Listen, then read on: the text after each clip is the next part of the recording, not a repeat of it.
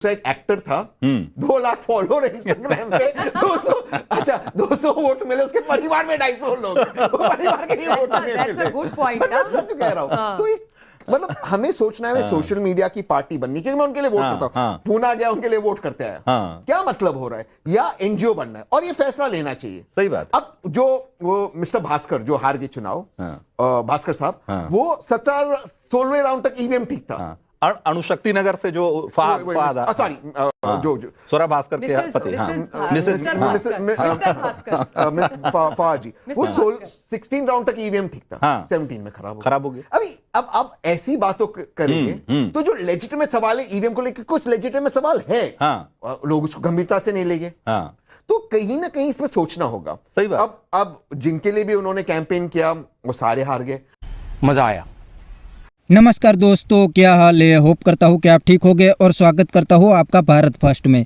दोस्तों, महाराष्ट्र इलेक्शन में कांग्रेस और उद्धव ठाकरे की करारी हार के बाद तहसीन पूनावाला ने कांग्रेस और उद्धव ठाकरे दोनों को कूट दिया है, क्योंकि लोकसभा इलेक्शन में कांग्रेस और उद्धव ठाकरे ने अच्छा परफॉर्म किया था। इसीलिए विधानसभा इलेक्शन में इन दोनों ने कोई भी मेहनत नहीं की, इसलिए करारी हार का सामना करना पड़ा। तो अब तो कांग्रेस के लोग ही कांग्रेस के सामने बोलने लगे हैं। तो दोस्तों, वीडियो में आगे देखते हैं तहसीन पूनावाला कांग्रेस के ऊपर क्या कहते हैं। अगर आप नहीं हैं तो पहले चैनल को सब्सक्राइब कर लीजिए और वीडियो को अंत तक देखें।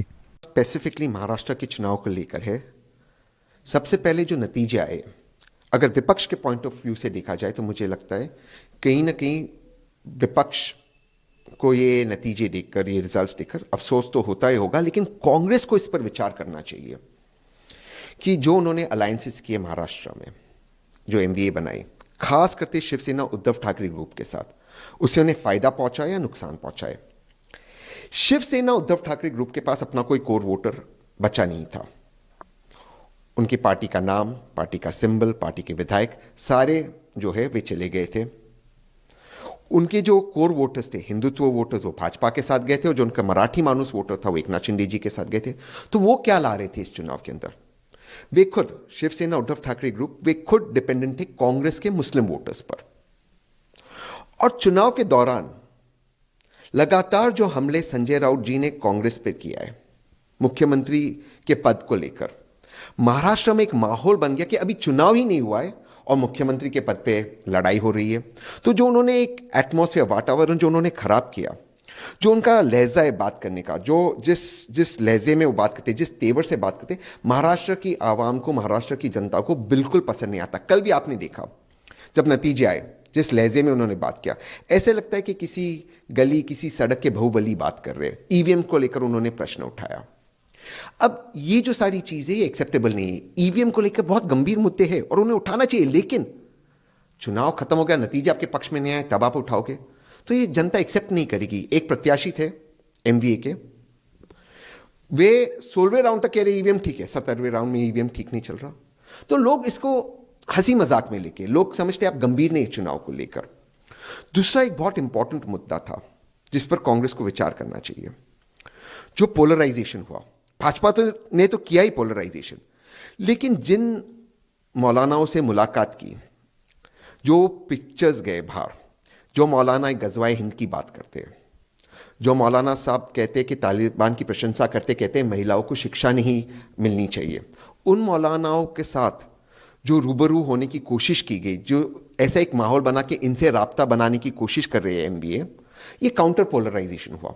महाराष्ट्र के असल मुद्दे थे बेरोजगारी, किसानों के मुद्दे, उद्योग जो महाराष्ट्र से बाहर जा रहे दूसरे सूबों के अंदर, जो कॉटन फार्मर्स थे, सोयाबीन फार्मर्स थे, उन मुद्दों पर बातचीत हुई नहीं और उन मुद्दों का सल्यूशन नहीं दिया गया। और जब तक आप मुद्दों के सल्यूशंस नहीं देंगे तब तक आप चुनाव नहीं जीत सकते।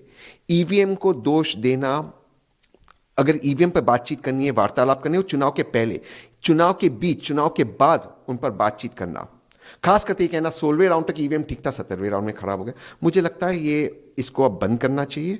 गंभीरता से ये सोचना चाहिए, आत्मचिंतन करनी चाहिए कि कांग्रेस जिसका जन्म महाराष्ट्र में हुआ, उसका जन्म महाराष्ट्र में हुआ, वो आज इस हालत में क्यों आई है, इस पर सोचना चाहिए। ये बड़ी अच्छी बात कही आप। तो दोस्तों ये थी तहसीन पूनावाला की वीडियो और यह बंदा कांग्रेस का स्पोक पर्सन है, लेकिन उसने एक दो बात बिल्कुल सही बताई। उसने कहा कि उद्धव ठाकरे अभी एक्सपोज हो गए हैं, उनके साथ कोई भी नहीं है। तो यह तो इलेक्शन रिजल्ट आने के बाद सबको पता लग गया कि असली शिवसेना एकनाथ शिंदे के साथ है। और दूसरी बात उसने बताई कि कांग्रेस और दूसरी पार्टी जब इलेक्शन हारती है तब ईवीएम को दोष देती है, लेकिन जब जीतते हैं तो कोई भी ईवीएम की बात भी नहीं करते। अभी थोड़े महीने पहले लोकसभा इलेक्शन हुआ था, उसमें तो किसी ने ईवीएम की बात तक नहीं की थी, क्योंकि उसमें तो ये सभी पार्टी बीजेपी से आगे थे। लेकिन इस इलेक्शन ने कांग्रेस और उद्धव ठाकरे दोनों को एक्सपोज कर दिया है। तो बस दोस्तों आज के वीडियो में इतना ही। अगर आपको यह वीडियो पसंद आया है तो वीडियो को लाइक शेयर कर दीजिए और चैनल को सब्सक्राइब करना मत भूलिए। थैंक यू, मिलते हैं नेक्स्ट वीडियो में।